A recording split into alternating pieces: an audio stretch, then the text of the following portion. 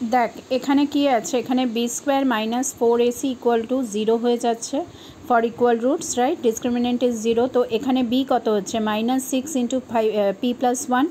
আর এখানে এ আর সি এর ভ্যালুটা আমি পুট করেছি অ্যাকর্ডিং টু দিস ইকুয়েশন।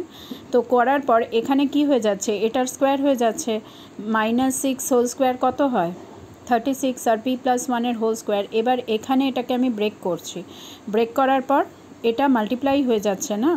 আর এখানে তোর এদিকে বি স্কোয়ার 4 ইন্টু 312 এটা মাল্টিপ্লাই হচ্ছে।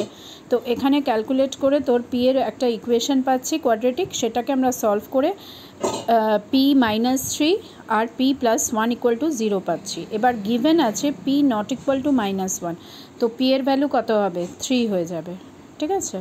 আর এরপরে যখন আমরা ইকুয়েশনটা ফর্ম করব, সেখানে কি হচ্ছে না 3 + 1 x স্কোয়ার মাইনাস 6 ইন্টু 3 + 1 এই জিনিসটা আসছে। যেখানে যেখানে পি আছে ইকুয়েশন আমি পুট করছি, তো এখানে আমি একটা এই ইকুয়েশন পাচ্ছি। এখান থেকেও 4টাকে কমন করে আবার কমন নিয়ে আবার একটা আমি কোয়াড্রেটিক ইকুয়েশন পাচ্ছি। তারপরে সেটাকেও সলভ করলে সেখানেও এক্সের দুটো ভ্যালু আসবে, দুটো ভ্যালুই কিন্তু 3 হবে, ঠিক আছে?